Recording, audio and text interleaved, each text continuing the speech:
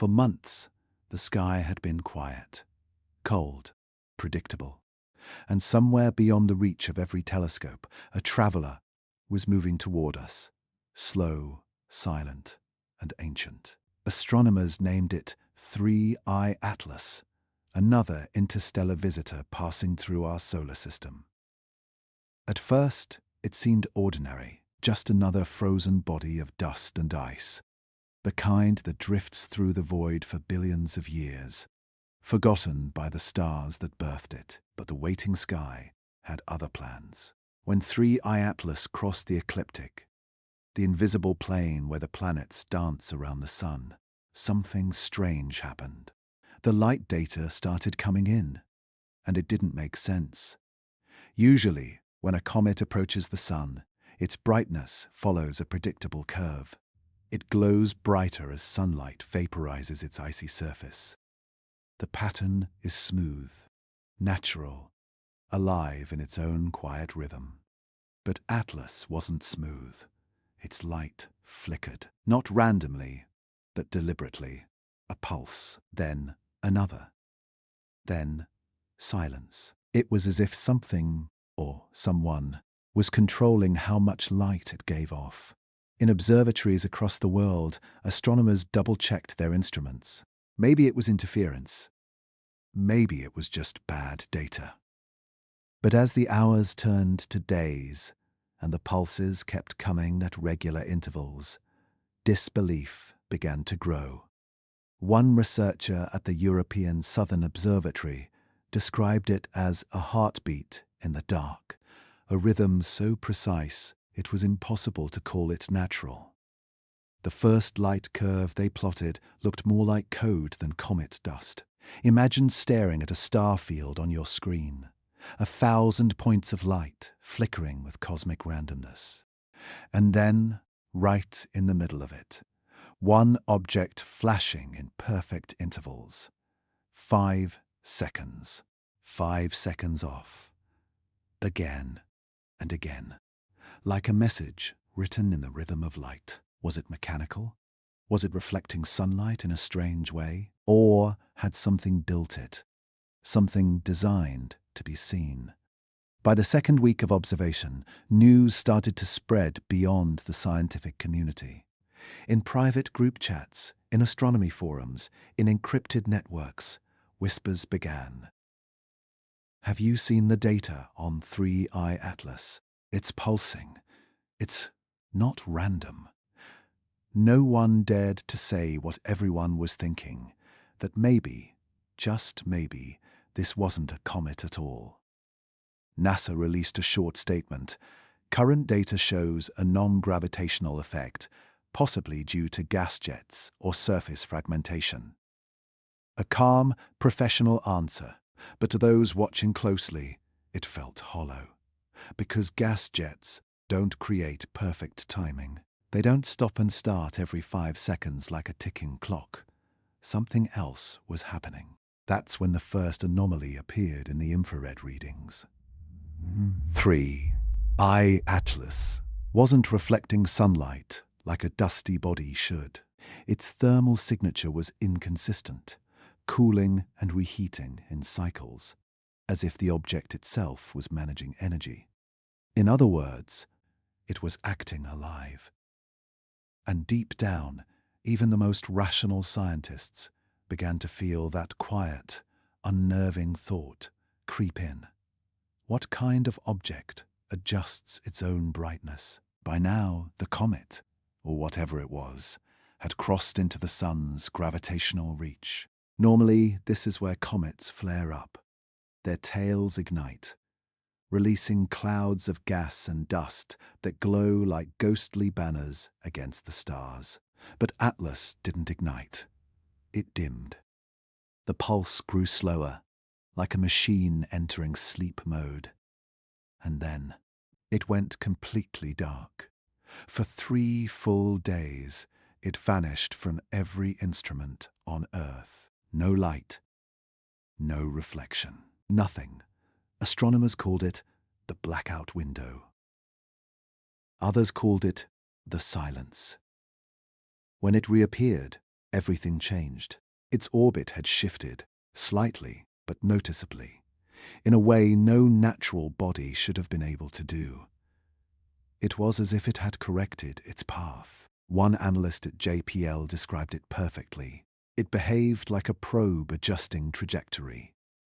Those words were never meant for the public, but they leaked, as they always do, and the waiting sky grew restless.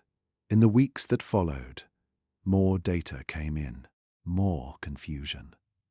The light patterns returned, but this time they weren't steady pulses. They were clusters, bursts, encoded variations that didn't fit any known natural model.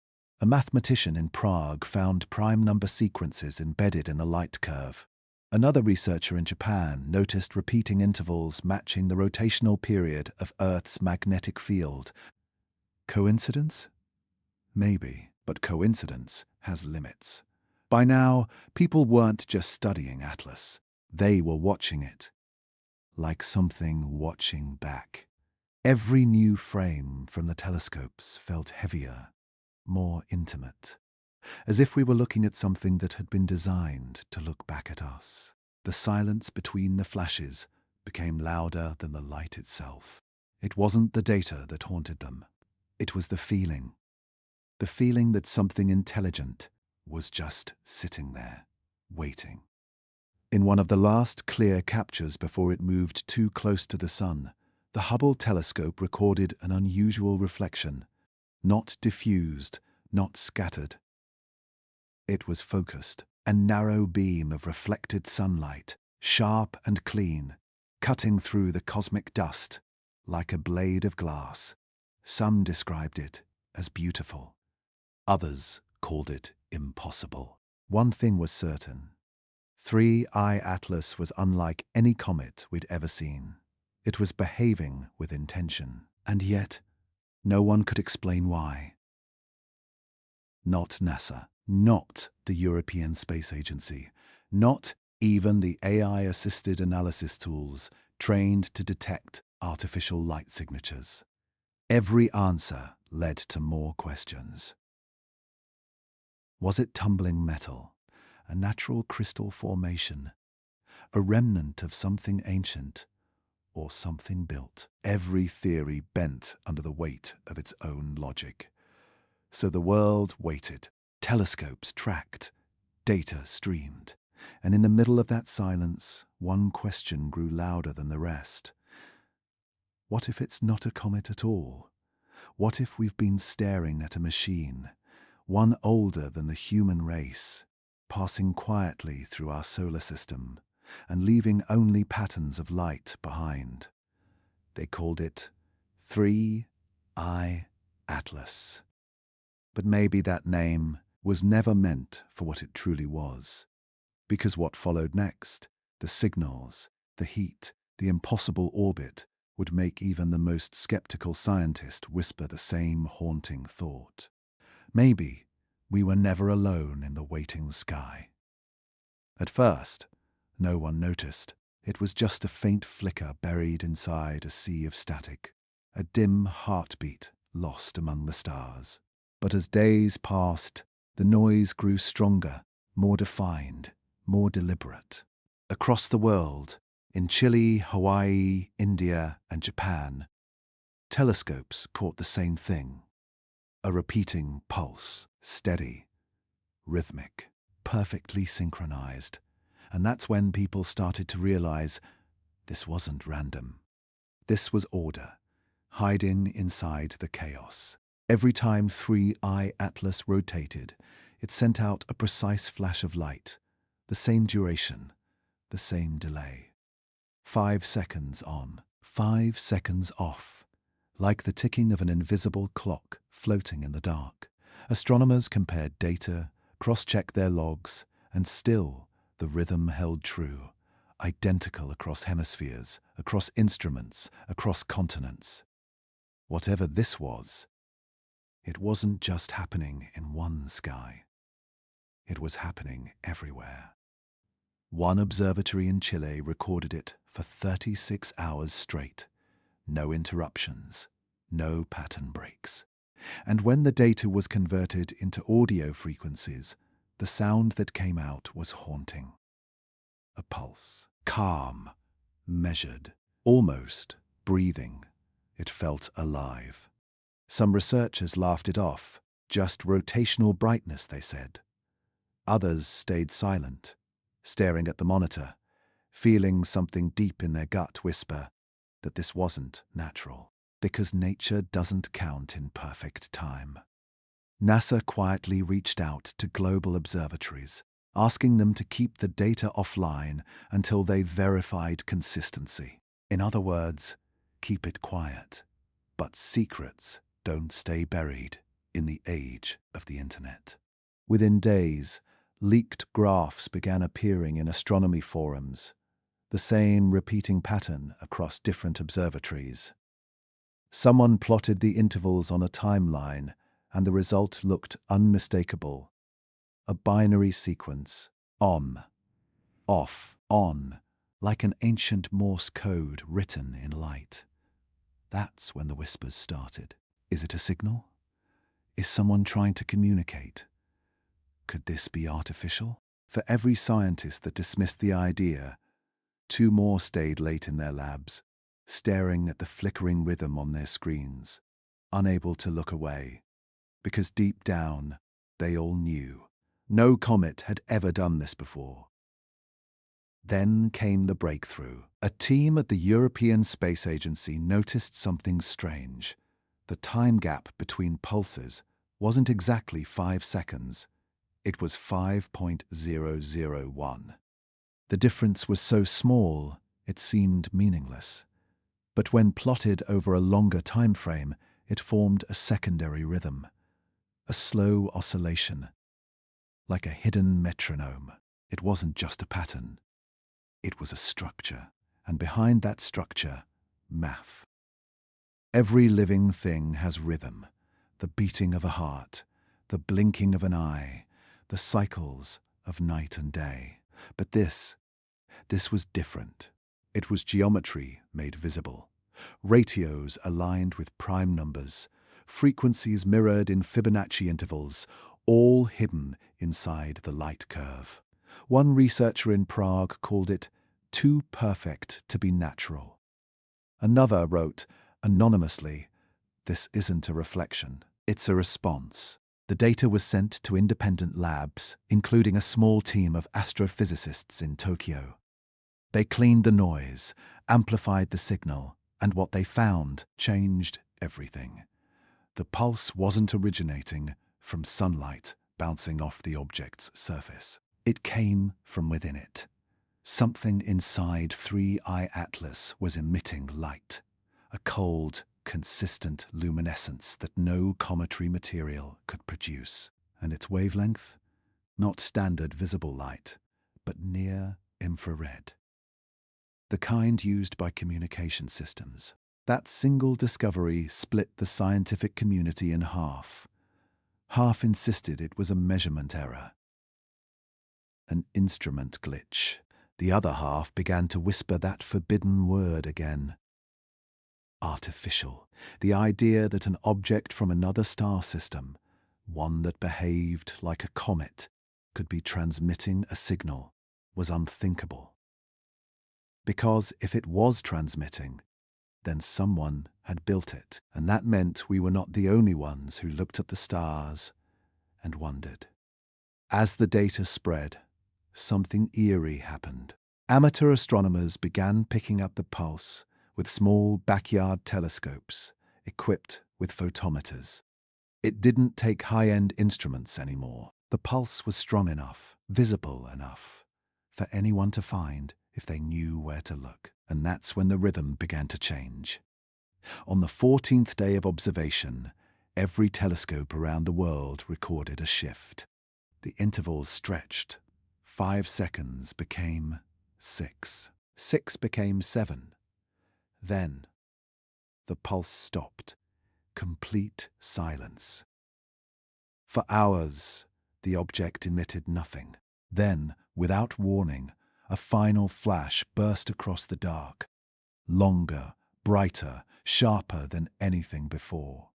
And when scientists converted that burst into binary data, it formed a single repeating pattern: 1, 1, 0, 1, 0, 0, 1, 1, an 8-bit string. The exact number of bits in 1 byte of computer code. Coincidence? Maybe. But for those who watched that data scroll across their screens, it didn't feel like coincidence. It felt like intention. The media caught wind of it weeks later, calling it the pulse in the dark. Anchors laughed. Pundits speculated. People on the internet made wild theories about alien beacons and cosmic distress calls. But somewhere, behind all the noise, scientists sat in quiet disbelief because they'd seen the raw data. They'd watched the rhythm form, the timing shift, the final flash, and they knew what randomness looked like. This wasn't it. Then, as suddenly as it appeared, the pulse vanished completely. No reflection, no signal, nothing. Just the silent trajectory of an object moving steadily toward the sun. It was like watching a heart stop beating in the middle of deep space. And yet, even in its silence, the echo of that rhythm haunted every researcher who had ever recorded it. Because once you hear a pattern that perfect, you can't unhear it. Weeks later, an astrophysicist compared the pulse intervals to the hydrogen line, the universal frequency of communication used in theoretical SETI models. It matched, almost perfectly. The odds of that happening by chance were astronomical. So if this wasn't coincidence, then what was it? Was it a message? A test? A beacon waiting for an answer? Or something far older? Something simply observing us from the dark? Whatever it was, 3i Atlas had sent its pulse, and then it went silent. No trace left in the noise, no heat signature, nothing measurable, just the echo of a question hanging in the blackness of space. A question humanity wasn't ready to answer. Was it signaling something or someone? Space is supposed to be cold, silent, predictable. Out there, everything follows rules. Physics, gravity, thermodynamics. Nothing changes unless something forces it to. But when astronomers turned their infrared eyes toward 3i Atlas, those rules began to break. At first, it was subtle, a tiny shift, a faint spike on the temperature charts. No one thought much of it. Comets heat up as they near the sun. It's what they do. Ice vaporizes. Dust glows. Simple, ordinary. But Atlas wasn't ordinary. Because when it heated up, it cooled down again. Not gradually. Instantly. Like something switching off. And then, a few hours later, it reheated. Exactly to the same temperature as before. Down to the decimal. Astronomers stared at the data, thinking their instruments had glitched. They recalibrated the sensors. They checked for cosmic interference. But every test came back clean. The heat fluctuations were real. And worse, they followed a rhythm, a cycle. Cool, heat, cool, heat, over and over, like a living thing conserving energy. It didn't make sense. In space, nothing cools itself deliberately. There's no atmosphere, no mechanism for temperature control. Yet this object, this supposed rock from another star, seemed to regulate itself. One scientist described it best. It's as if something inside knows exactly how much energy to release and when to stop. The sentence sent a chill through the room. Because knowing isn't something comets do. Over the next few days, teams from NASA, ESA, and JAXA began collecting independent data. Every reading told the same story. The thermal pattern of Atlas wasn't random. It was structured, like a pulse. When they mapped the temperature changes against time, they saw repeating intervals that mirrored the earlier light fluctuations.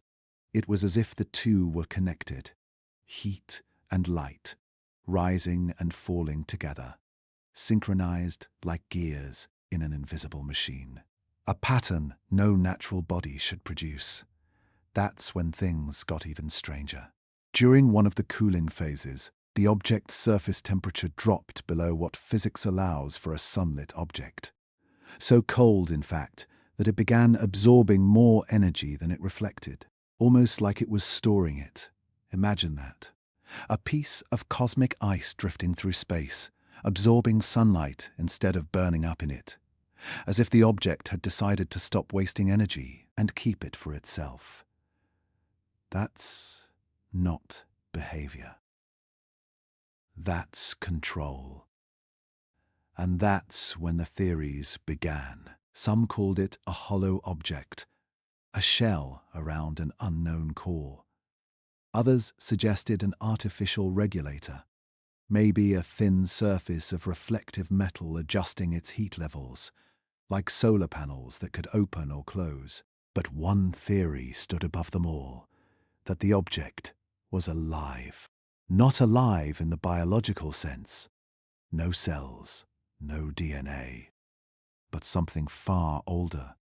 Something that had learned to survive the vacuum. A machine with instincts. The press had no idea what to do with this story. "Alien technology," screamed one headline. "Impossible data confuses NASA," said another. But in the observatories, there was no laughter, no jokes, only silence. Because every scientist looking at that thermal map knew they were watching something that should not exist. And yet, it was right there, drifting quietly through our solar system, warming itself, cooling itself, like a heart beating in the dark. They called it the thermal anomaly. But that name didn't do it justice, because this wasn't just an anomaly, it was behavior, and behavior means intent. One astrophysicist wrote in her report, "Either we've misunderstood thermal physics entirely, or this object is doing something on purpose." No one quoted that line publicly, but behind closed doors, it spread like wildfire. Weeks passed. The readings continued. At perihelion, the point closest to the Sun, scientists expected the object to reach extreme temperatures, the way comets always do. Instead, it did the opposite. It cooled again. Even as sunlight poured over it, the object absorbed nothing. Its temperature dropped until it nearly vanished from infrared sensors. Then, suddenly, in one blinding spike, it released all that stored heat in a single burst. A massive flare of energy that stretched across multiple wavelengths. Every telescope pointed at it went white, and just as quickly as it began, it ended. Back to silence. Back to the void. No explosion, no debris, no breakup. Just control. That's when the word efficiency appeared in the reports. Because what everyone saw in that perfectly timed release wasn't chaos. It was optimization, a deliberate balance between energy intake and output, as if the object was calculating how much it needed to survive each phase of its journey, like an organism engineered to outlast the stars. And still, the question no one wanted to say out loud hung in the air. Could a rock from the void understand efficiency? Could something drifting between galaxies learn? In one late-night analysis session, a researcher compared Atlas's thermal pattern to data from human satellites. The similarity was unsettling. Satellites, when managing power, cycle heat the same way, warming and cooling to protect internal systems. And 3i Atlas was doing exactly that. Except this object wasn't made by us, and it wasn't built for us.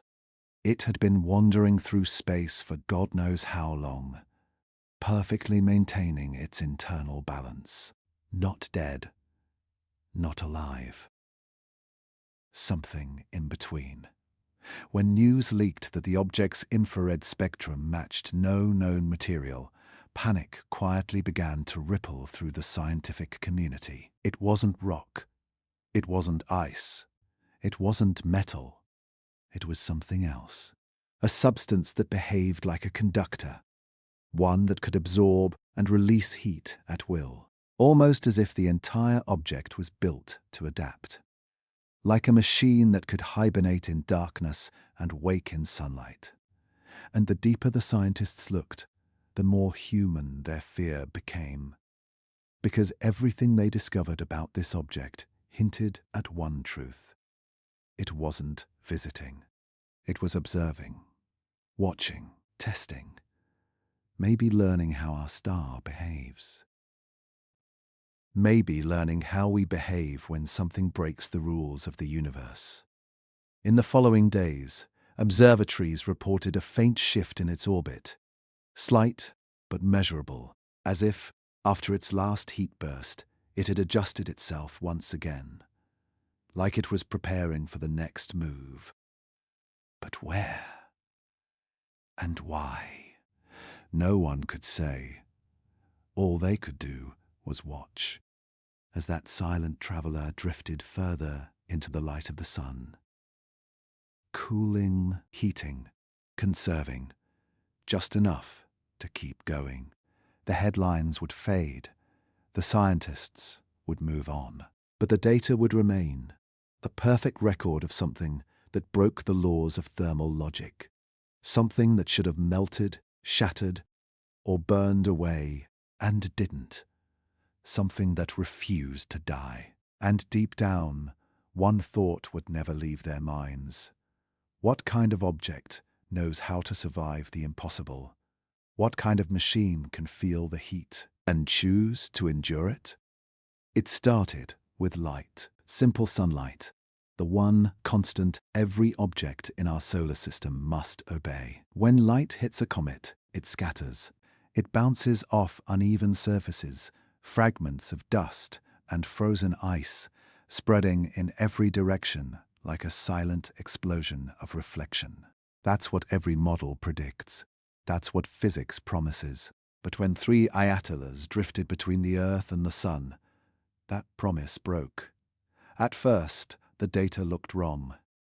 Reflectivity values, albedo readings, were far too high. Some even exceeded 1.0, which, in physics, means impossible. Nothing in nature reflects more light than it receives, yet Atlas did. In Chile, the Very Large Telescope captured the first anomaly. Beams of sunlight bouncing off its surface in narrow, defined streaks. Not scattered, not diffused, beamed, like tiny spotlights cutting through the cosmic dark. Every astronomer in the control room fell silent, because what they were seeing wasn't how comets behaved. It looked more like reflection from polished metal. Over the next few days, other observatories confirmed it. The Keck Observatory in Hawaii, the Subaru Telescope in Japan, the European Southern Observatory in Chile, all saw the same thing, identical beams of reflected sunlight, focused into precise angles. Each one seemed to originate from a fixed set of coordinates on the object's surface, almost as if someone had placed mirrors there. No one wanted to say it out loud, but the word hung in the air anyway. Artificial. That was the only explanation that made sense, and yet it made no sense at all. Because if the surface was truly metallic, if those reflections were controlled, then 3I Atlas wasn't just reflecting light, it was shaping it. One of the researchers described it best. When the sun hit it, it didn't just shine back, it responded. The reflections weren't random. They followed the sun's angle like a mechanical iris, adjusting and realigning as it moved closer to perihelion. Like a mirror system tracking its light source, the object was reacting. When they zoomed in on the high-resolution images, the surface revealed something even more disturbing: symmetry. Long hexagonal patterns, arranged like tiles, covering parts of the object's exterior. At first glance, it looked like mineral formation, but the lines were too straight, too consistent. Nature doesn't draw perfect geometry. Machines do. Scientists argued endlessly. Some said it was crystalline ice refracting sunlight. Others insisted it was an illusion, light bending through dust trails. But a small, quiet group of physicists saw something more deliberate. The reflections weren't just bending light, they were encoding it. Each beam flickered with subtle variations in intensity and wavelength, like data, binary information written in brightness. Light as language. When you think about it, it makes sense. If something wanted to communicate across the void, across billions of kilometers where sound can't travel, what better medium than light? It's universal, predictable, and visible to anyone advanced enough to measure it. Was 3I Atlas doing that? No one could prove it. But no one could explain it away either. NASA's Jet Propulsion Lab ran a deep spectral analysis. They expected to find simple reflection signatures, water ice, carbon compounds, maybe silicates. What they found instead shook the team. The reflective wavelengths corresponded to materials we'd never observed in nature. Alloys that only exist in laboratory conditions. The reflectivity wasn't just high, it was engineered. Some surfaces absorbed nearly all incoming energy. Others reflected almost perfectly, as if designed to control heat and light simultaneously. Like a stealth coating or armor. The more data came in, the more human it all began to feel. Because everything about Atlas's surface seemed intentional. The way it cooled itself, the way it pulsed with heat, and now the way it used sunlight like a mirror signal. Each observation connected to the next, like chapters in a design manual.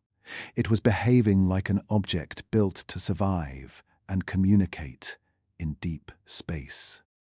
One researcher, who had spent months studying its reflectivity map, said something that haunted everyone who heard it. It's wearing a disguise. At first, no one understood what she meant. Then, she explained, if the object could control how much light it emitted and reflected, it could effectively hide itself. It could appear bright when it wanted attention, and dark when it wanted silence. A mirror or a mask. That theory spread quickly and quietly, because if it were true, then 3I Atlas wasn't just some lost artifact drifting through the cosmos. It was active, choosing when to reveal itself, choosing when to disappear. In one of the final infrared passes before the object moved too close to the sun, scientists observed something chilling. During a brief flare of sunlight, one region of the object's surface shifted. Its reflectivity angle changed, not gradually, but suddenly, a movement too precise to be caused by melting ice or shifting debris, almost like a panel rotating, a mechanism responding to observation. Within hours, communication between telescopes began to fail. Data streams that had been stable for weeks went offline, not from a technical issue, but from interference. The same interference that radiates when strong electromagnetic fields collide with instrument frequencies. In other words, something was emitting energy nearby. And then, once again, the object went dark. No reflection, no signal, just the endless, silent void. What remained on record were fragments, moments frozen in data logs. The last recorded reflection before the blackout wasn't random. It formed a perfect geometric pattern, a triangle surrounded by 3 dots of equal brightness. Some called it a coincidence. Others saw it as a message. A simple shape, ancient, universal, like the signature of something intelligent, something leaving a mark before disappearing again. For now, all we know is this. 3i Atlas didn't just passively reflect sunlight, it manipulated it, bent it, used it. And if light is the oldest form of communication in the universe, then maybe, just maybe, this was its way of speaking, not through sound, not through radio, but through mirrors in the dark. And as it drifted deeper toward the sun, shimmering like a mechanical ghost cloaked in dust, one question echoed across every observatory, every sleepless lab, every quiet night spent staring at the data. Was this a mirror or a mask? Sometimes the truth hides inside the noise. That's what one young data analyst believed when he stayed behind long after everyone else had gone home. It was 2 a.m, and the lab was quiet, except for the soft hum of servers processing the light data from 3i Atlas. He wasn't supposed to be there. The project had been paused. Officially, they'd collected enough information. But something about the signal wouldn't leave his mind. It felt incomplete, too deliberate to be random, too structured to ignore. So he opened the raw files again and started listening. The light curve, the graph of brightness over time, was messy at first glance. Peaks and valleys, spikes and dips, like a heartbeat drawn in light. But as he zoomed in, he noticed something that shouldn't have been there. The spikes weren't random, they repeated. Not perfectly, but close enough that his gut told him to look deeper. So he ran a statistical model, then another. Each one confirmed the same thing, a pattern, hidden beneath the noise. For hours he aligned the data, smoothing out errors, separating natural light interference from true signal. And then it appeared, a ratio 3, 5, 7. Repeating again and again, hidden between the pulses. At first, he didn't understand. Then it hit him. Those were prime numbers. 3, 5, 7. The simplest mathematical fingerprint of intelligence. He froze. In nature, you don't see sequences like that. Not in comets, not in asteroids, not in the random light of space. Prime numbers are the building blocks of math. Every intelligent species, if any existed out there, would understand them. They're the universal signature of order. And 3i Atlas was pulsing them in light. He triple-checked everything. Instrument noise? No. Cosmic rays? Unlikely. Sensor error? Impossible. Every observatory reported the same rhythm. The pattern wasn't in the equipment. It was in the object. It was intentional. He sent the data to a colleague overseas, an astrophysicist in Japan, known for decoding radio bursts. Her response came hours later. 3 words. I see it. She ran a Fourier transform, a mathematical tool used to detect hidden frequencies inside chaotic signals, and what emerged was terrifyingly clear. The pulse wasn't random energy. It was structured information, encoded, layered, deliberate. When she plotted the intervals in 3-dimensional space, the sequence formed a spiral, a perfect logarithmic curve, the same spiral seen in galaxies, hurricanes, and the DNA helix, patterns that nature loves. Except this wasn't nature creating it. This was something using nature to speak. For days, the analysts worked in secret, comparing notes, running simulations. They didn't tell their supervisors. They didn't release the data. Because deep down, they knew what this meant. If the light pattern was real, it was a message. And once you find a message, there's always a question behind it. Who sent it? In the data logs, there were faint modulations, tiny changes in the amplitude of the light, like someone whispering through static. When converted to sound, the noise produced a low rhythmic hum, almost like a voice, just beyond comprehension. The kind of sound that makes the air in the room feel heavier. It wasn't just light. It was communication, encoded in the oldest medium the universe knows, photons. They called it the prime signal. An elegant structure woven into the pulse of a comet that shouldn't even exist. The ratio grew more complex over time. 3, 5, 7 became 11, 13, 17 each. New prime introduced with flawless timing.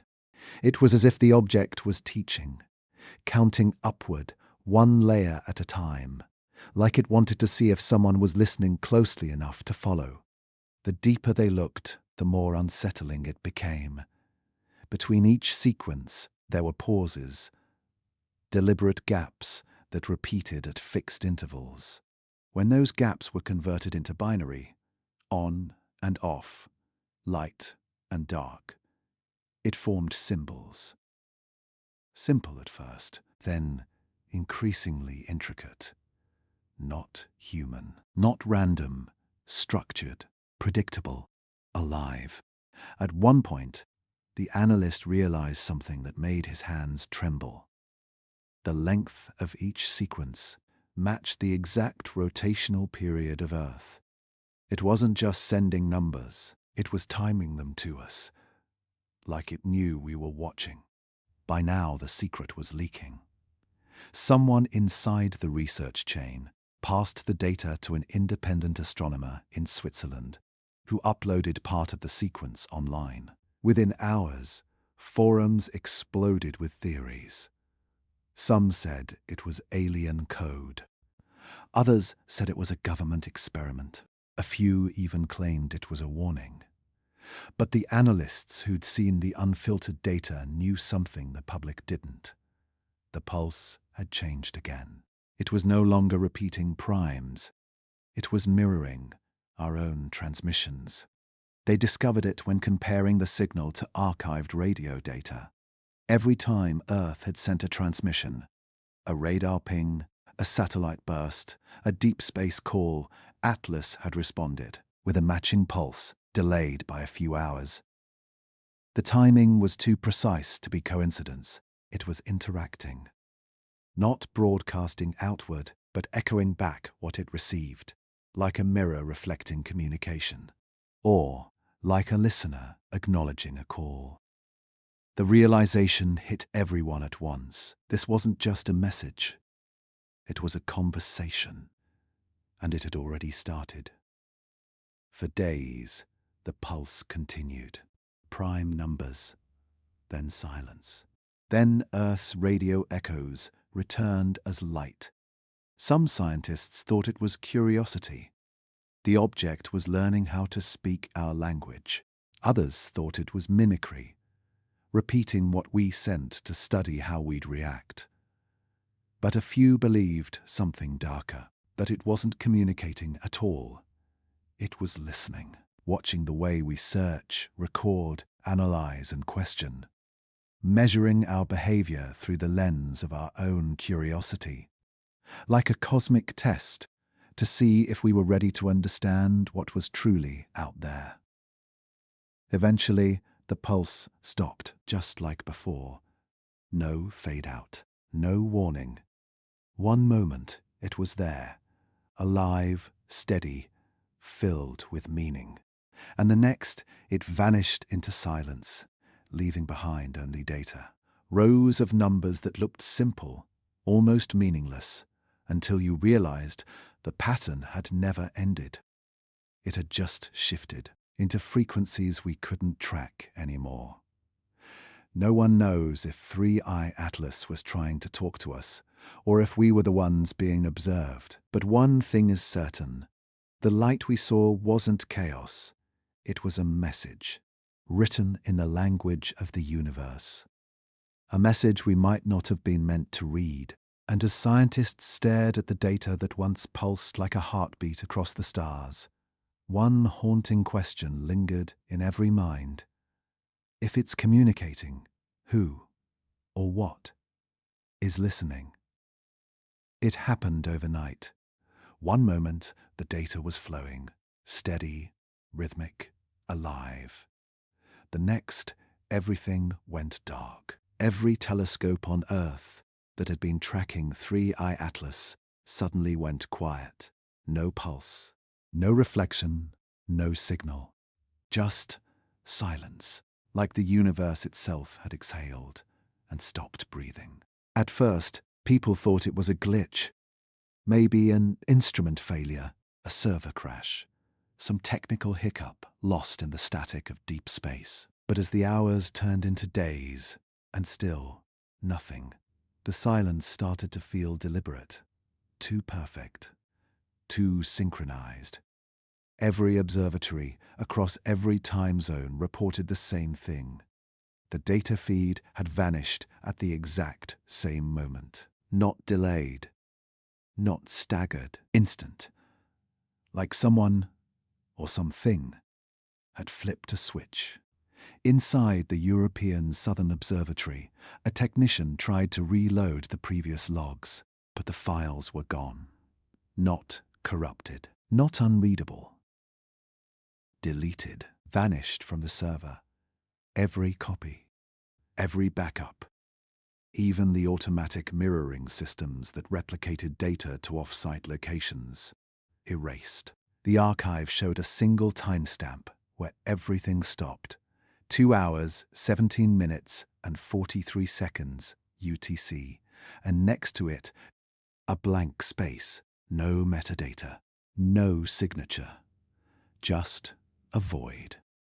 Around the same time, observatories in Hawaii, Japan, and India began reporting strange errors. When researchers tried to access old light curve records of 3i Atlas, the databases redirected. Every single query rerouted to government networks. No explanation, no access, just a quiet message on the screen. Data restricted. Contact administrator. Except there was no administrator. No contact listed. No reply. That's when people began to panic. Not the public. They didn't know yet. But inside the astronomy community, a quiet unease began to spread. Emails were sent, then encrypted, then stopped entirely. Researchers, who had once shared data openly, began disappearing from discussion boards. Teams that had been exchanging theories and code went silent. Even those who still had fragments of the old data were too afraid to speak, because something bigger was happening behind the scenes, something that didn't want the light to be seen. Within a week, the international astronomical data servers were temporarily shut down for maintenance. NASA's Solar System Dynamics page replaced all Atlas-related entries with generic placeholders. ESA's archives went into scheduled update mode, and the few amateur astronomers who still tried to track Atlas manually found that their software stopped syncing to the public sky maps. Coordinates had changed, like the object had been erased. Then, quietly, the official story appeared. A short press release from multiple agencies, almost identical in wording. They called it a data compression failure. They said the readings were inconclusive and that Atlas was no longer observable. They suggested it had likely disintegrated under solar radiation. But those who'd seen the raw data knew that wasn't true, because comets don't just vanish in perfect silence. They die loudly. They leave trails, dust, fragments. But Atlas left nothing. No debris, no trail, no evidence it had ever existed at all. Even stranger, the silence didn't stop with the data. Telescopes began reporting power disruptions, systems failing mid-observation whenever they pointed near the coordinates where Atlas had last been seen. One private observatory in New Mexico captured a short burst of static before its mainframe crashed. When they rebooted, the footage was gone. But technicians swore they saw something, just for a second, before the feed went black, a flash, a reflection, like a mirror turning away. Rumors began spreading through underground channels, whispers of classified directives issued to major observatories, reports of technicians being told to stop monitoring specific regions of the sky. Some said it was a cybersecurity measure. Others said it was censorship. But no one could answer the one question everyone was thinking. What could be so dangerous about reflected light? Months passed. The story faded from public view. Scientists moved on to new projects. Satellites were repositioned. The sky grew quiet again. But not everyone forgot. A handful of independent researchers began comparing the timestamps from the deleted data. They found something chilling. Every system, from radio observatories to weather satellites, had logged an identical, unexplained spike at that same moment. 2 hours, 17 minutes, and 43 seconds UTC. A power fluctuation across multiple continents.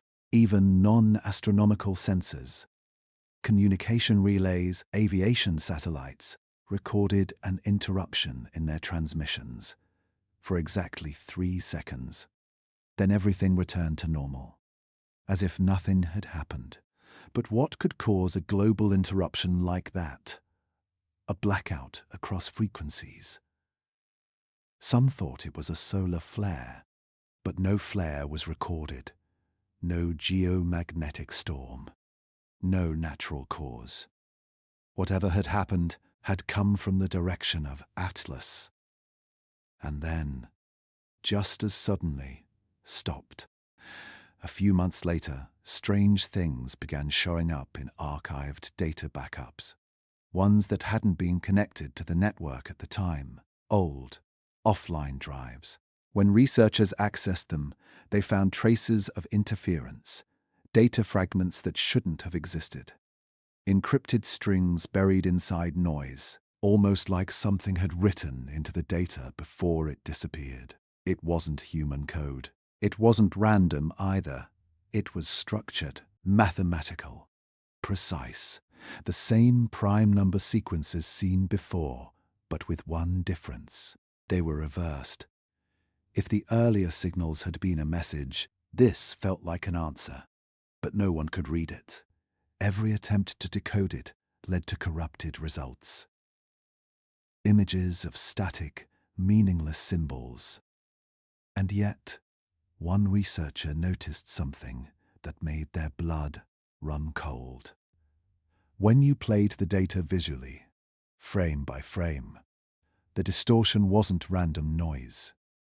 It was a pattern of light, forming shapes, repeating every few seconds. 3 points of brightness, orbiting a central one. The same geometric triangle last seen in the reflectivity patterns before Atlas went dark. To this day, no one knows who deleted the archives. No one knows where the data went. But one thing is certain, the silence wasn't natural. Something wanted the world to stop looking. Something that had the power to turn off the sky itself. Maybe it wasn't a cover-up. Maybe it was containment. Maybe someone realized that whatever 3 Atlas truly was, it wasn't finished yet, because sometimes Silence isn't the end of a story. It's the warning before the next transmission begins. For weeks, the sky was silent. After the blackout, after the data vanished, everyone thought it was over. 3I Atlas was gone. Another mystery swallowed by the void. But then, something happened, something no one could explain. It began as a flicker, a faint, invisible tremor picked up by a deep space telescope in Chile. At first, the signal looked like background radiation, weak, meaningless, but the pattern was familiar. The pulse, that same silent rhythm that had once echoed across the stars, had returned. Only this time it didn't come from sunlight or reflection. It came from within. Infrared sensors caught it first. A sudden spike in temperature where there should have been nothing. The heat levels climbed rapidly, faster than any natural object could generate. In just 30 seconds, Atlas went from freezing cold to temperatures hotter than the surface of the sun. And then, just as fast, it dropped back down, instantly, back to near absolute zero. No explosion, no debris, no sound. Just a flare of impossible energy, followed by perfect silence.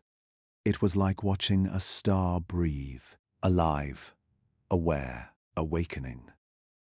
For days, scientists tried to make sense of it. They compared it to solar radiation, to plasma ejection, even to controlled fusion. But nothing matched. The radiation signature wasn't solar. It wasn't cosmic.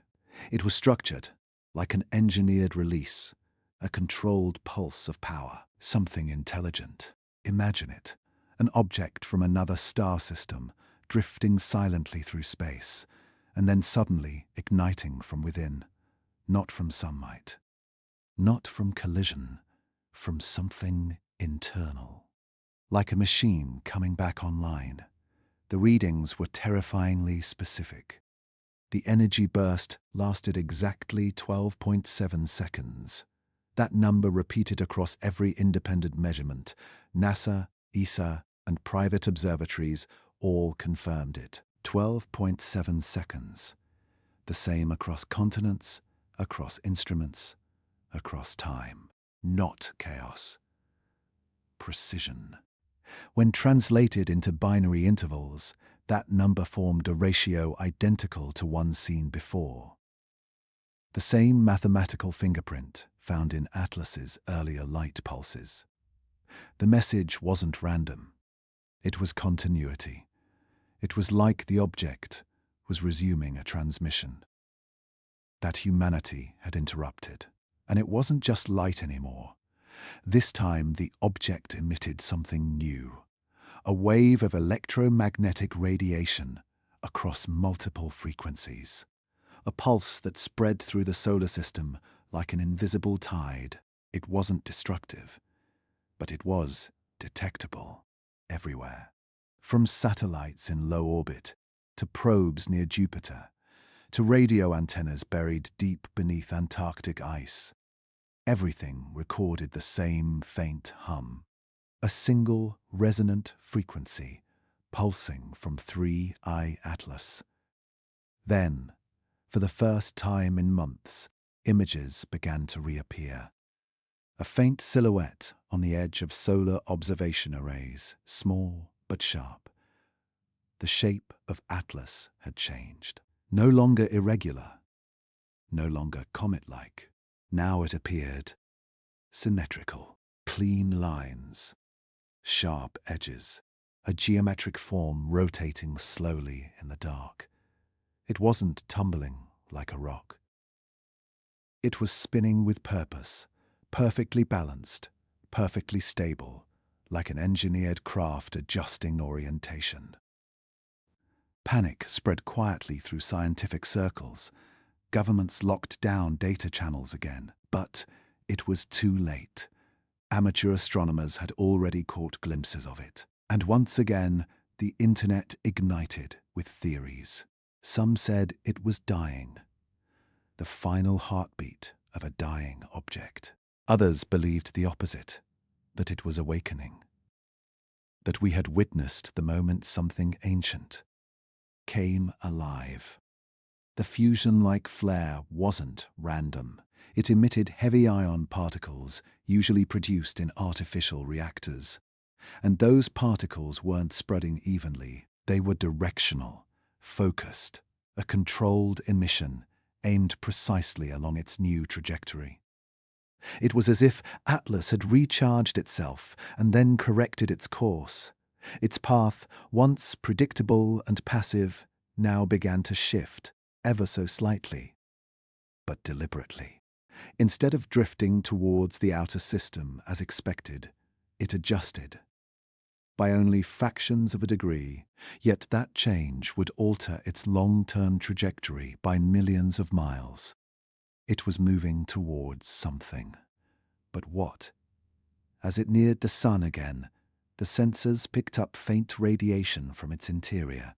Not random, not decaying, rhythmic, almost like a heartbeat. Slow, powerful, timed every 21 minutes. Another pulse, consistent, perfect.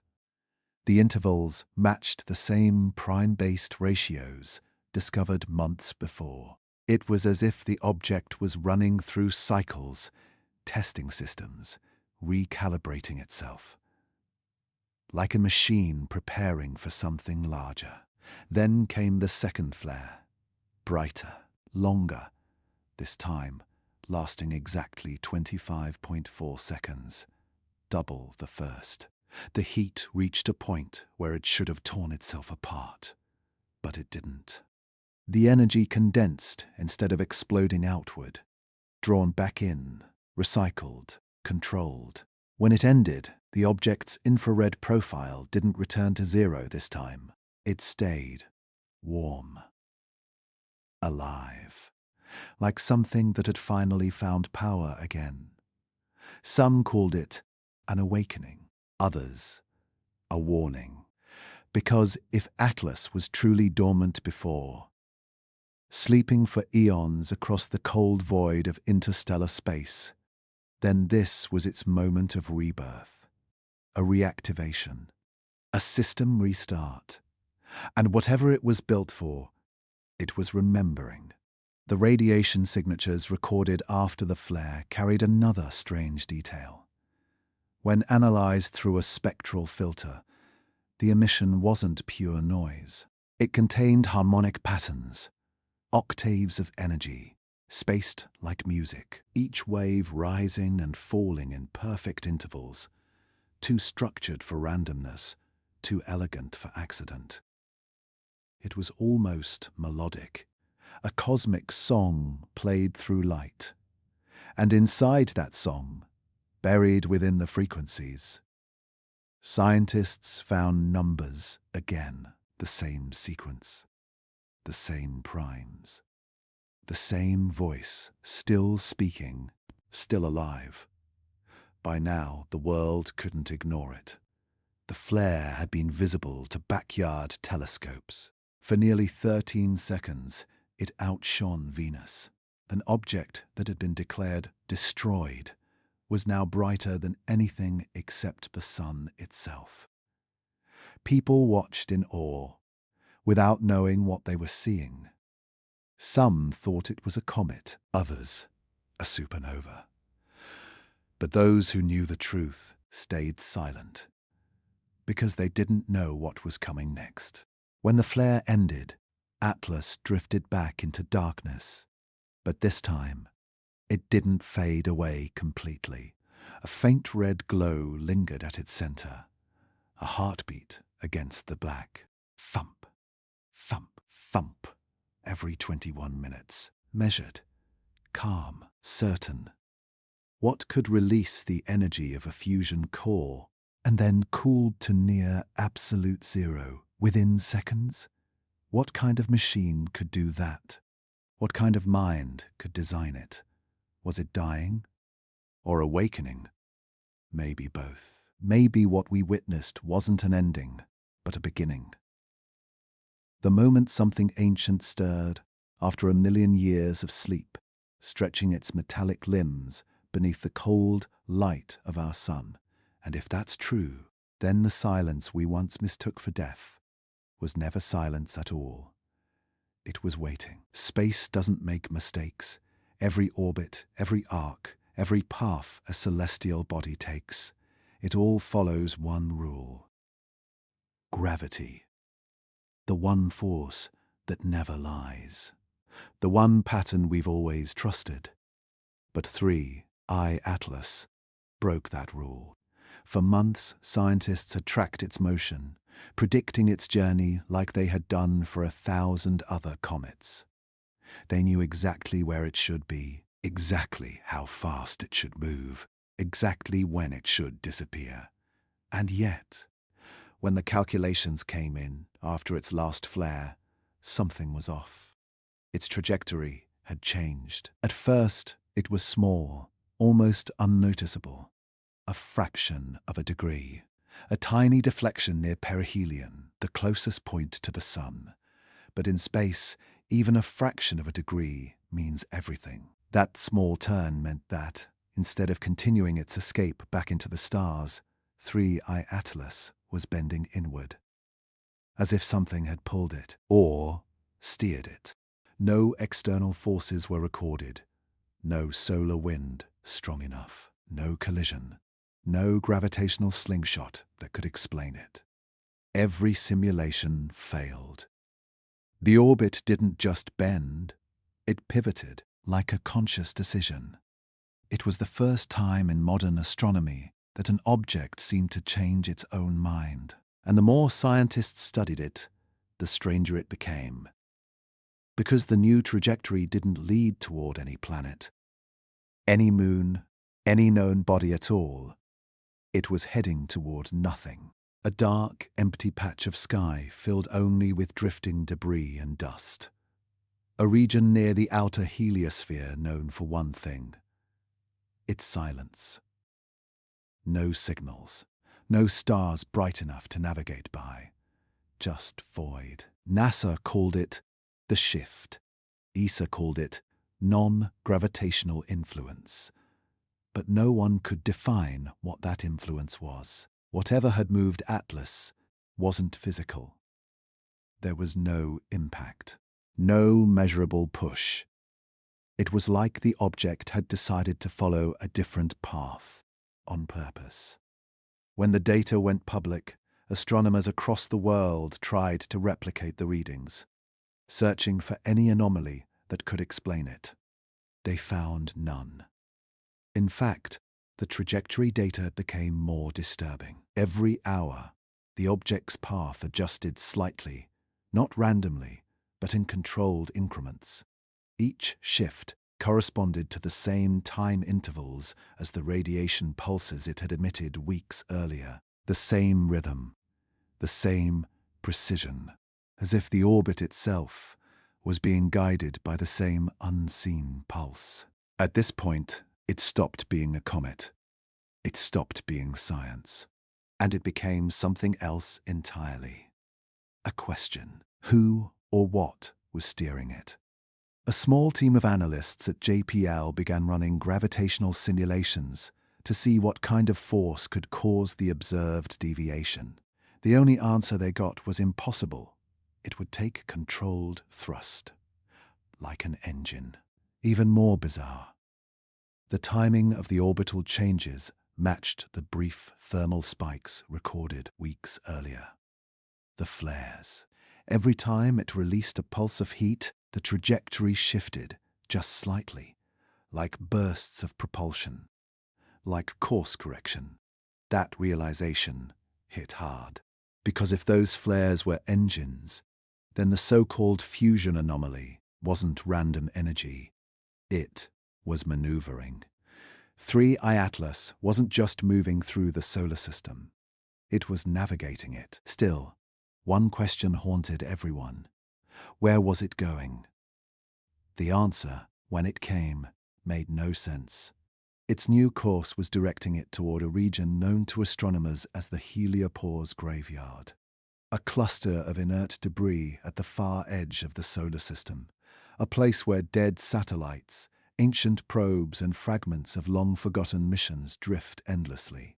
Voyager 1, Pioneer 10, fragments of old solar sails, humanity's first silent machines lost to time.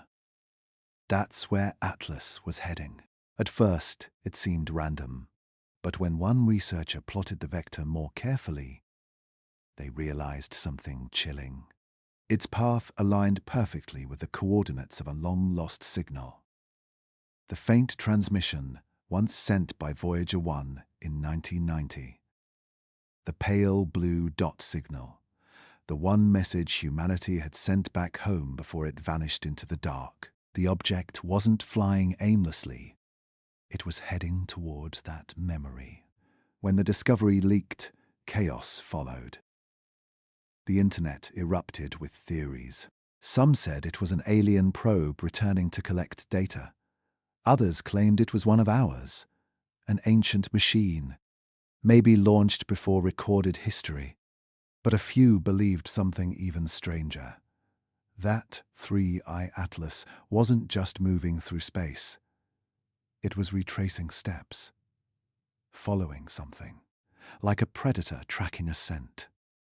NASA tried to downplay it, calling it solar drift instability, but the term didn't stick because the orbit was too precise, too intentional, and soon the shift became impossible to hide.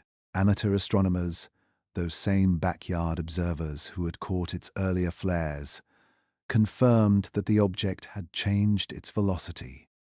It was accelerating, not slowing down, as it should have after leaving the sun, accelerating. Acceleration in deep space means propulsion. There's no other way. And propulsion means design, because nature doesn't accelerate against gravity. Only machines do. One scientist leaked a statement anonymously. The object is no longer behaving like a comet. It's behaving like a vessel. The message spread across encrypted networks before disappearing hours later. And soon after, that scientist's account, like so many others who had studied Atlas, went offline. Still, the data remained. The trajectory was real, the acceleration measurable, the course undeniable. 3I Atlas was leaving the inner solar system and steering itself toward the edge of everything we know. And whatever force was guiding it, gravity, intelligence, or something in between, it wasn't done. Because as it crossed the orbit of Neptune, it sent one last signal, a short, narrow-band pulse, recorded only once by a single observatory in Japan. A flash so brief it barely lasted half a second. But when the data was analyzed, the frequency matched an earlier pattern, prime numbers. 3, 5, 7, followed by one new digit, the next in the sequence. The pattern was continuing, as if the object was marking progress every time it moved, like a message. Not just to us, but to whatever was waiting out there. Astronomers call it non-gravitational trajectory deviation. But deep down, everyone knows what it really was. A shift, not of orbit, but of purpose. Whatever Atlas was, it was awake now, and it was going somewhere it remembered, somewhere it had been before, because maybe, just maybe, it was never lost. It was just coming home. It began as a whisper in the static, barely noticeable, hidden beneath the cosmic background noise that fills the universe. A faint signal, flickering in and out, like a heartbeat too weak to be heard, except by those who knew where to listen. Weeks had passed since 3I Atlas disappeared beyond Neptune. The world had moved on, but the sky hadn't forgotten. One night, a group of amateur astronomers in northern Finland were scanning the radio spectrum, just routine observation, listening for meteors burning through the upper atmosphere. But in the middle of their recording, something strange broke through. It wasn't meteor static. It wasn't solar wind. It was structured. A faint rhythm, slow, deliberate, repeating every 2.3 seconds. At first, they thought it was interference, a transmission from Earth bouncing off the ionosphere. But when they checked the source, their instruments pointed far beyond. It was coming from deep space, from the same coordinates where 3I Atlas had vanished. The group uploaded their data to an open forum, thinking little of it. Within hours, radio observatories from Japan, South Africa, and Argentina confirmed it. The same pattern, the same intervals, a pulse, hidden inside the noise. Not strong enough to detect by chance, but consistent enough to be real. The deeper they listened, the clearer it became.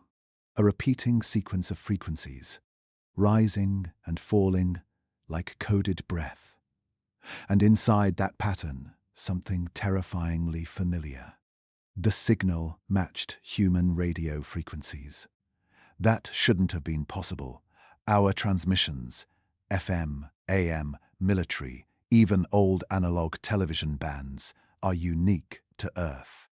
They leak faintly into space, but they fade almost instantly. No object outside our atmosphere should echo them back. Yet here it was, a signal using our own frequencies, sent from billions of kilometers away, like a mirror, repeating us.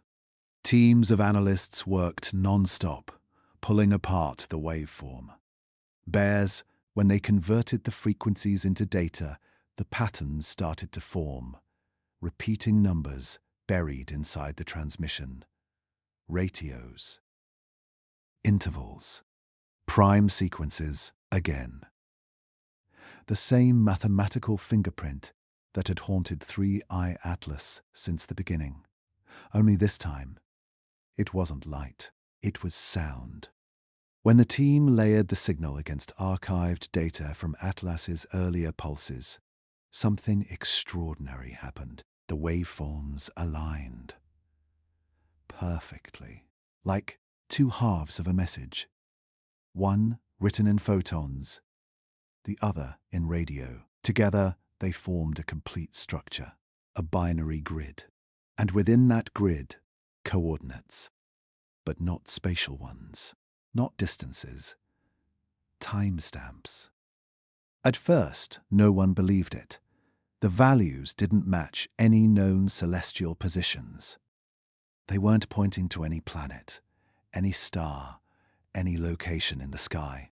They were marking dates, specific points in history, with precision down to the second. When decoded, the first coordinate corresponded to June 16th, 1977, the exact day Voyager 2 launched from Earth. The second pointed to October 4th, 1957, the launch of Sputnik. The third, July 20th, 1969, the first human step on the moon. And the fourth, February 10th, 2020, the official discovery date of 3I Atlas. 4 moments, 4 turning points in humanity's exploration of the stars, each one marked as if being acknowledged or remembered. The realization shook everyone involved. If the data was real, if those timestamps were intentional, then the message wasn't random. It wasn't a warning. It wasn't noise. It was history. Our history. Reflected back to us from something that shouldn't have known it. The scientists ran more simulations. They tried decoding the next sequence, the final line of numbers in the message. And what they found didn't point to the past. It pointed forward, a date that hadn't happened yet. August 14th, 2032. No one knew what it meant.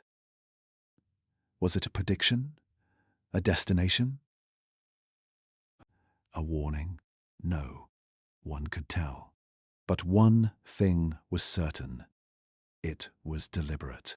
The message wasn't coming to us. It was looping through us. That realization changed everything. Because the data suggested something impossible. The signal wasn't being transmitted across space, but across time. You see, in physics, time and distance are just dimensions of the same structure. Change one, and you bend the other. The problem is, no natural object can manipulate that structure intentionally. Yet Atlas had already broken every rule we thought was absolute, controlling heat, light, trajectory. So what if this was just the next step? Not movement through space, but through moments. Like a needle jumping between grooves on a record. If that's true, then the signal wasn't just a reflection. It was an echo, a replay of something that had already happened, or was about to, and we were caught in the middle of it. Governments classified the data immediately. Public observatories were ordered to stop monitoring the frequencies, but by then, copies of the waveform had already spread across the internet, buried, encrypted, hidden in code. Independent researchers continued decoding it. One physicist, after months of study, found something haunting. When the frequencies were slowed down and converted into audible tones, the sound wasn't random. It was a heartbeat, rhythmic, organic, alive. Just like the early heat pulses that had mimicked breathing cycles. The same intervals, the same pauses, the same message. Alive, awake, listening. Soon after, the signal vanished again. Not faded, cut off. As if whatever sent it had decided to stop. But not before leaving behind one final signature. At the end of the last transmission, buried deep in the noise floor, was a short burst of repeating digits, binary for 10. But when flipped and reversed, the way Atlas's earlier messages had been, it became 01. The universal binary for beginning. Maybe it wasn't a warning. Maybe it wasn't a countdown. Maybe it was a reset, the start of something looping again. A message we were never meant to understand, the first time. So now, we're left with a question no one can answer. If 3I Atlas truly sent a signal not through space, but through time, then who, exactly, was the message for? Was it meant for us, for those who came before, or for those still waiting in the future? Because maybe the object isn't traveling between stars at all. Maybe it's traveling between eras, between civilizations, between versions of us, leaving behind the same pattern again and again until someone finally learns how to listen. The scientists call it temporal echo, but the few who still dare to listen call it something else. A voice, a whisper from the dark, reminding us that the past and future are closer than we think. And somewhere, out there in the silence between signals, something is still waiting for a reply. Every mystery begins with data. And for months, scientists have been collecting fragments, signals, light curves, temperature shifts, everything 3I Atlas had left behind before it vanished into the dark. But buried deep in those archives, there was something no one had noticed before. Not noise, not interference, a clue. And when they found it, the truth shattered everything they thought they knew. It started in an old NASA data vault, a server filled with raw readings from early infrared scans of Atlas. Most of it looked like noise, until a young astrophysicist ran the data through a deep spectral analyzer, a program built to isolate unique chemical fingerprints. What she found didn't match any known element. Not hydrogen, not carbon, not metal, not ice. The object's surface reflected wavelengths that didn't belong to the periodic table. It wasn't rock. It wasn't gas. It wasn't anything from here. At first, she thought it was a coding error, a glitch in the data. But when she cross-checked it with readings from the European Southern Observatory, the same pattern appeared, and again with data from Japan, and again from the old Hubble archives. Every single scan told the same story. The structure of 3I Atlas was impossible. A lattice of alloys, but not metallic in the way we understand. It absorbed radiation in one frequency and emitted it in another. Almost like it was processing energy. Think about that. Not reflecting light, not reacting to heat. Processing it. As if the entire object were a machine. A single, seamless engine made of something far beyond human design. The scientist who discovered it described it perfectly. It's not made of matter as we define it. It's made of purpose. The deeper they looked, the stranger it became. Most metals expand when heated. This one didn't. Most materials scatter light. This one bent it. Coherently, smoothly, like glass that knew how to bend. It was self-regulating, self-stabilizing. Alive in every sense except biological. A material that behaved as though it remembered the conditions around it, adapting in real time, adjusting its properties to survive. No mineral does that. No comet could. Soon word spread quietly among research circles. Some called it a new class of matter, phase alloy. Others, more cautious, called it unknown origin material. But the name that stuck was Genesis Lattice, because whatever it was, it felt like the beginning of something ancient, something deliberate.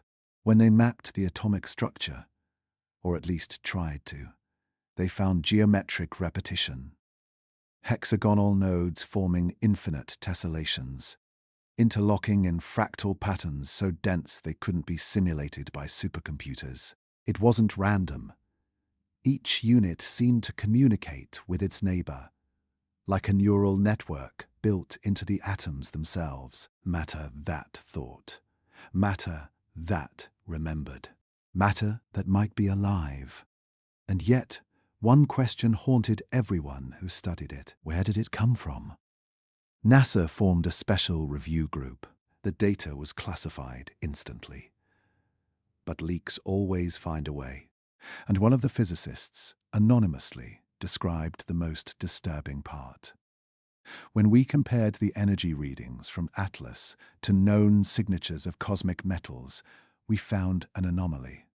Its isotope ratios didn't match anything in our galaxy, not a single one. In other words, it wasn't from here, not from our solar system, not even from the Milky Way. You see, every star system leaves a chemical fingerprint, a distinct balance of elements shaped by its star's fusion history. Atlas didn't match ours. Its fingerprint belonged to something else, something older, something that had lived and died far beyond the edge of our galactic arm.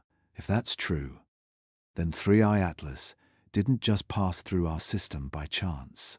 It had traveled an impossible distance, crossing intergalactic space, surviving cosmic radiation, gravitational tides, and the death of stars, just to reach our sun. Nothing natural could endure that. No comet, no asteroid, no random piece of rock. This wasn't debris. It was a survivor. And for what purpose? That was the question no one wanted to ask. Because if Atlas wasn't a comet, then what was it? A probe? A vessel? A remnant of something long extinct? The possibilities were terrifying. Some scientists began to theorize it wasn't a ship itself, but a fragment, a piece of something far larger. A shard of a structure that once moved between galaxies. A fragment still carrying its function, still doing what it was designed to do. Collect data, transmit information, and move toward light. Our light. Others went further. They believed Atlas wasn't built by a civilization.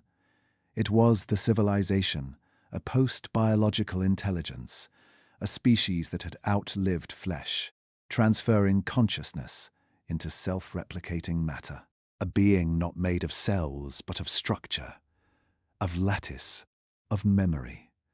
If that sounds impossible, remember this. Every signal it sent, every pulse of heat, every precise movement, all of it pointed to one thing: awareness.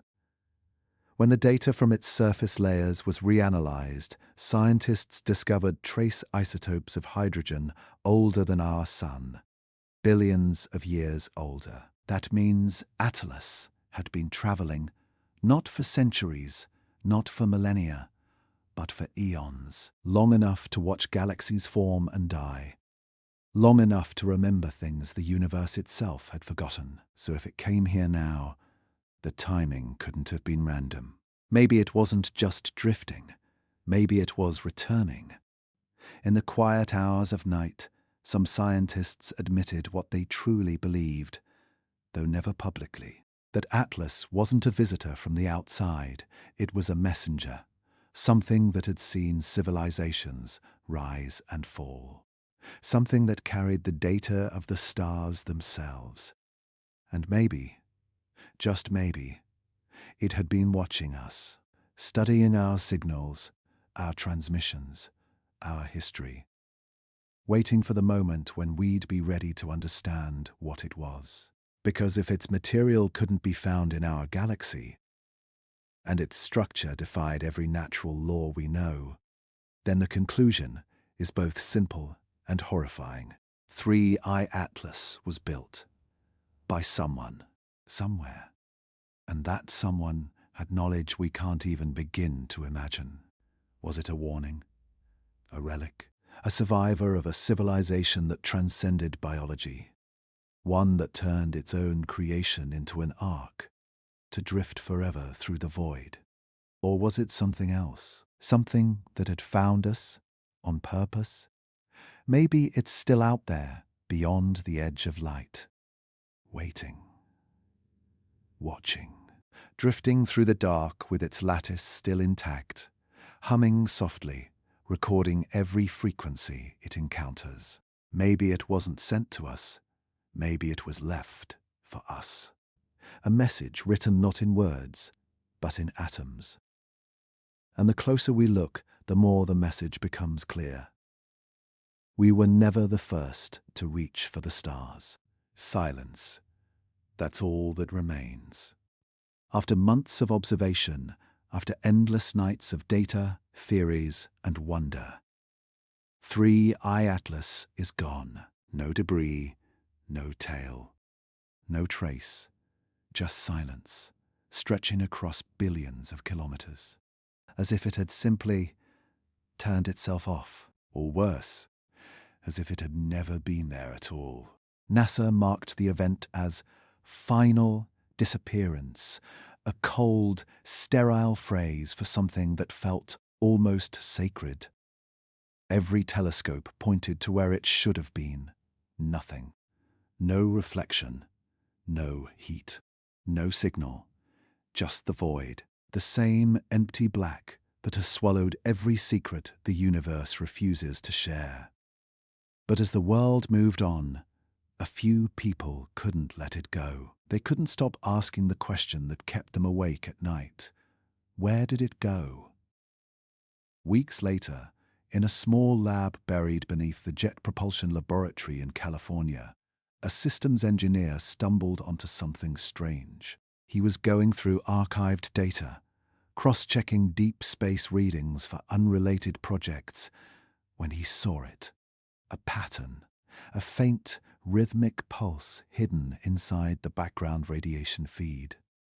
Almost invisible, almost forgotten, but not random. He isolated it, amplified it, and as the waveform appeared on his monitor, his heart stopped. It was identical, the same prime number sequence, the same spacing, the same silent heartbeat that had once defined 3I Atlas.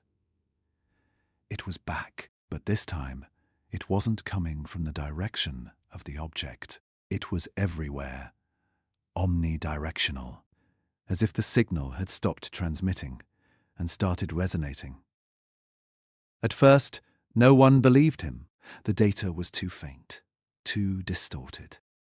But when the team cross-referenced it with the archives from Atlas's first recorded pulse, the match was perfect, down to the microsecond. It wasn't a new signal. It was the same one, repeating, echoing through the noise of the cosmos, like a memory playing itself on loop. NASA tried to explain it away.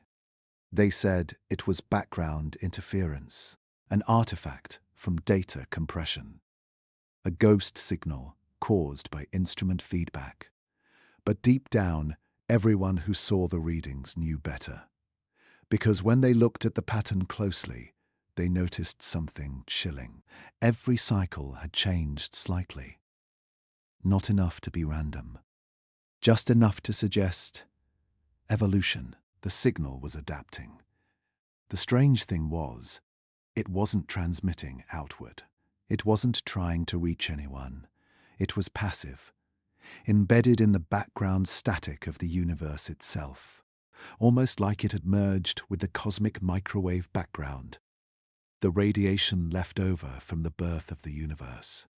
That radiation is everywhere. It hums through every corner of space, even the emptiest voids between galaxies.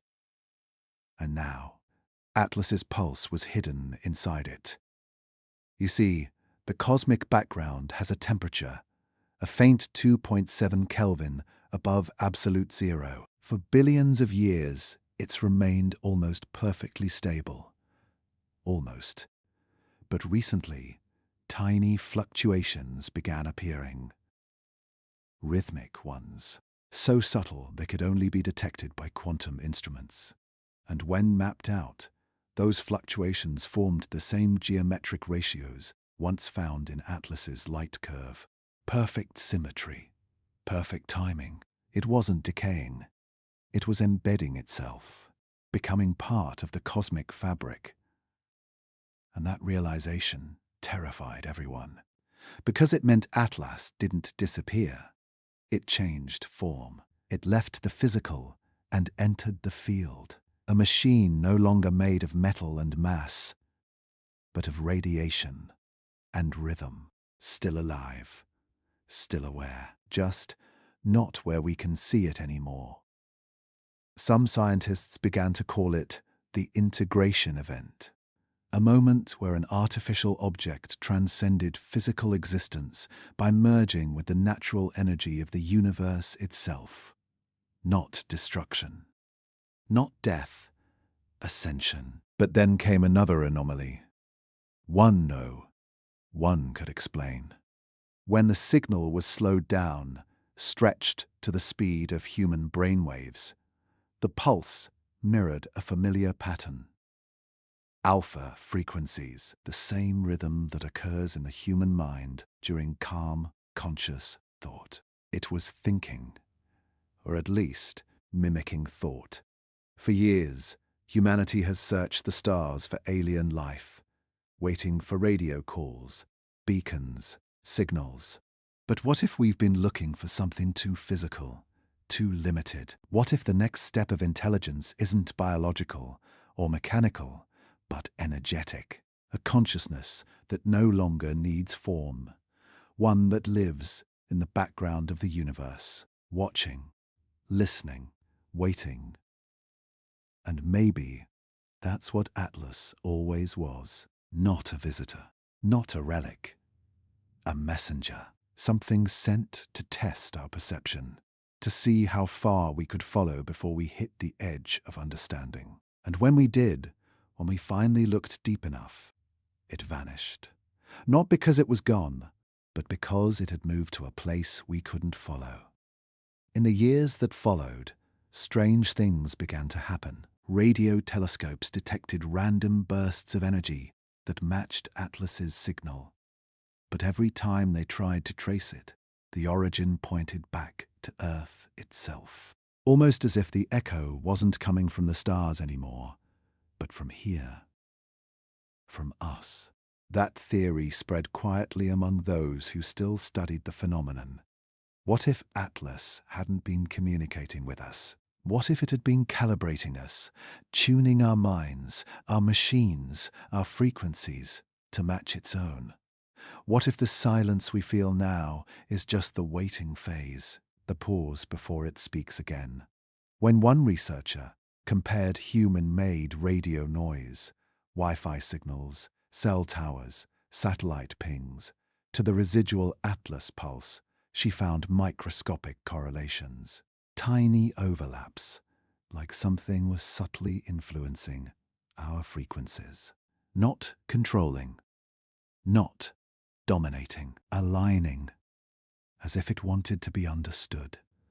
That's the part that still haunts scientists to this day.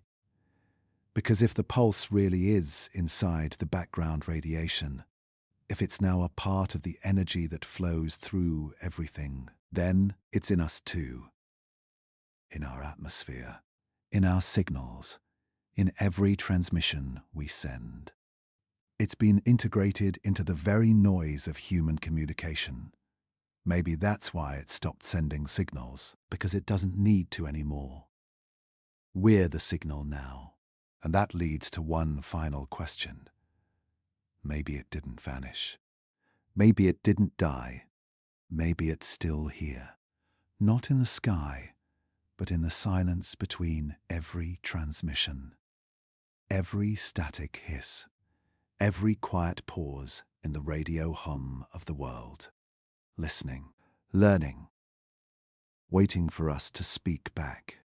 Because sometimes silence isn't emptiness. Sometimes it's attention, and maybe somewhere deep in the quiet fabric of the cosmos, the machine in the silence is still listening.